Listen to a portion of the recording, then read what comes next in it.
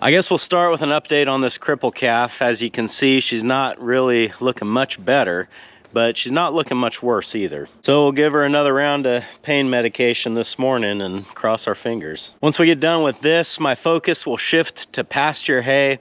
I've got another paddock that I think is about ready to cut. We'll go look at it. And I turned the cattle out to graze on the paddock that I cut previously. So now that they've been out there for about 24 hours, I'd like to go check that one out as well. That's what's going on today on Farmer Tyler Ranch.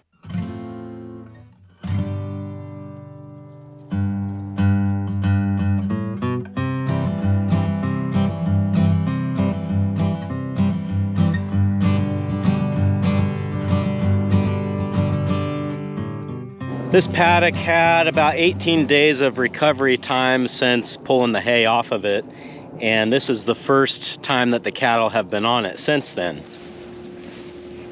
We're at just over 24 hours of graze time, and the big difference that I notice is the fact that when I got here this morning, the cattle did not start bawling at me to move them. And on every other paddock in this rotation, that would not be true. When they see me show up, they want to move.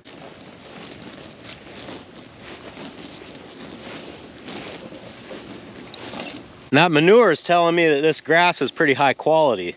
What do you think? And while this pasture looks about 100 times cleaner than it did before, as I walk around out here, especially now that they've grazed for 24 hours, you can start to see the smut grass poking up again. Now in time, this beautiful looking pasture will again turn into this with a smut grass infestation, because as I stated before, by cutting and baling this, we didn't make the smut grass disappear, but we sort of equalized competition over all the grass species. And from what I observe out here right now, what it looks like that has done is it has essentially opened up this entire paddock, whereas before everywhere that had a clump of smut grass was basically a place that they were not going to eat. As I look across this paddock now, the grazing pressure is very uniform across the whole thing. And like when I go next door, what's pretty typical to see is overgrazing happening here where I've got a clean spot with no smut grass, and then undergrazing where you do have smut grass. So certainly some encouraging results, although I suspect they will be short-lived, and before long things will go back to looking how they were before. And that's got me thinking that maybe the answer to this problem is a combination of things. Maybe the best way to do it would be to hay this pasture, let it recover, graze it like what I've done now, and then if I had a weed wiper, come in after the cattle with the weed wiper and wipe any weeds that are still standing. By doing it this way, we keep the desirable forage kind of down low, and the weeds are going to have the freedom to grow tall, and those are ideal conditions for a weed wiper to work the way it's supposed to. A lot of you said what I should try is a cut, wilt, graze method, and that is exactly what it sounds like. For example, this paddock that they're set to go into this afternoon, what I would do is come through with the disc mower and cut this a few hours before they're set to graze it and let it wilt, and then turn them in and rotate it and graze it just like normal.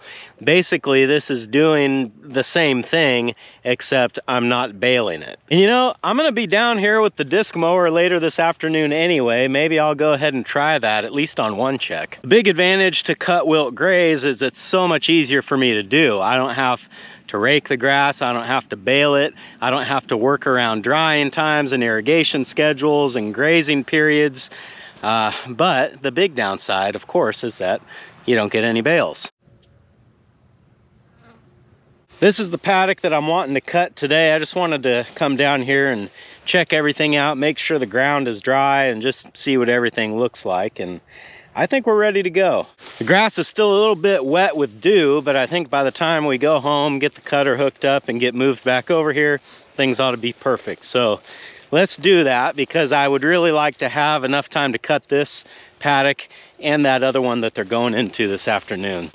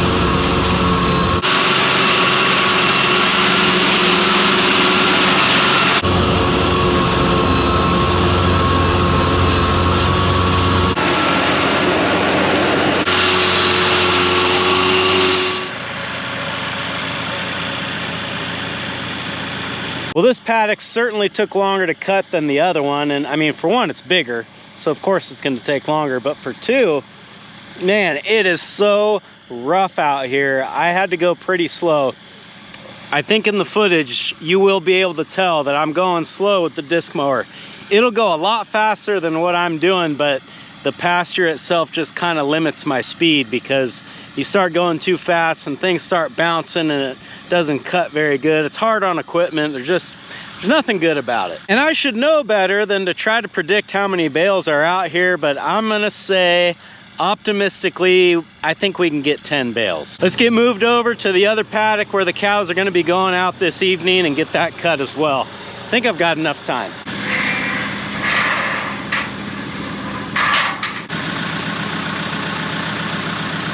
Bit of a smaller paddock here, and it should be a lot smoother, so hopefully this doesn't take quite as long. But it's really not gonna be any different than what you just saw, so I won't film a lot, but I will film a little.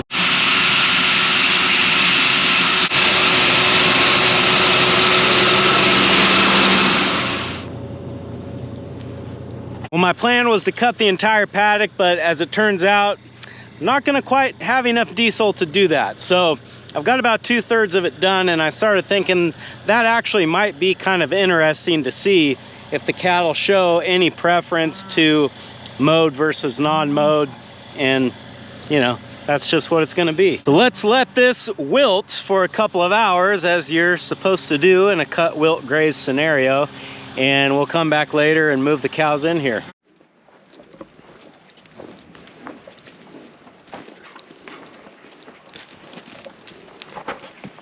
Well, it's been a couple of hours. I'm not sure how wilted this grass is gonna be, but let's go take a look. Quick side note, here's number 12. This is the calf that was blind this year that we sort of nursed back to health. She's doing good, pretty good size.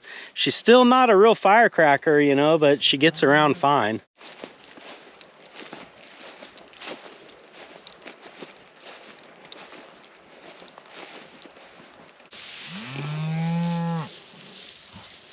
It's actually dried out a lot more than I thought it would, so let's see what the cows think about it. So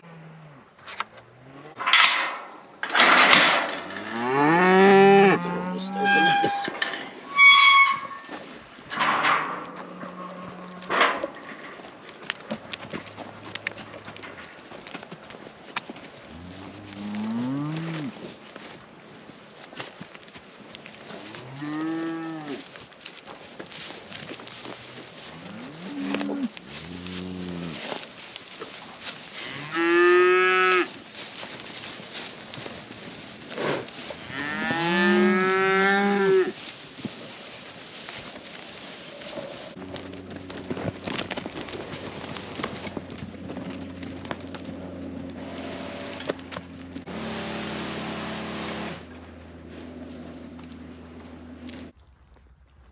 Well, they are kind of scattered out right now, but I would say they're showing a pretty noticeable preference to this check that's not mowed. I mean, I would say we probably got at least 90% of them all staying on the unmowed grass.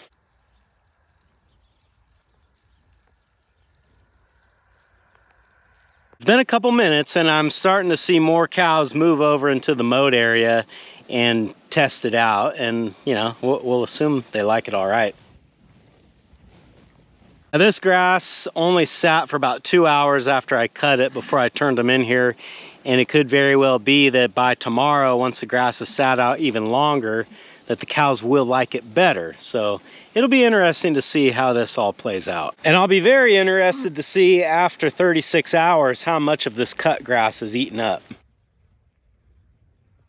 You know, I was just thinking about it, and I think I probably need to explain this a little bit more. Some people probably don't understand why cutting the grass and then letting the cattle graze on top of that would be a good idea. And I think the principle that this theory relies on is the fact that a lot of the weeds and stuff that grow in the pasture that the cattle do not like to eat are bitter or otherwise offensive to them, and I don't really know why. But there's something about after you cut those weeds off and let them dry out, they lose that bitterness. And long story short, the cows will eat a lot more things that are cut off and dried up than they will when they're green. A few people suggested that I try it, and it seemed like a reasonable enough idea and easy enough to do, so we'll see what happens. And I should probably also mention that I've done a form of this in the past with the brush hog, but I wonder if, because the disc mower doesn't shred the plants up as much, if the cattle will be more likely to eat them.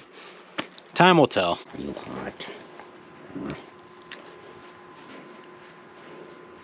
It is hot today, so last thing before we leave, I'm going to fill up the Cripple calf's water again. And on these really hot afternoons, I have been hosing her down, much to her displeasure. But I gotta think that once I'm done doing it and I leave, she does feel a lot better. But she certainly does not enjoy it while it's happening.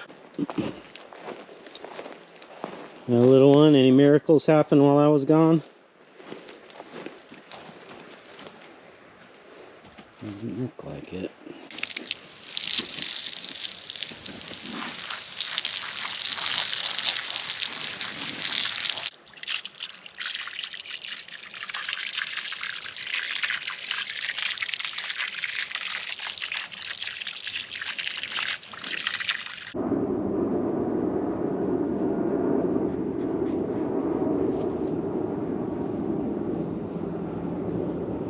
I keep hoping to walk down here and find a miracle, but as the days go on, it seems less and less likely that that will happen.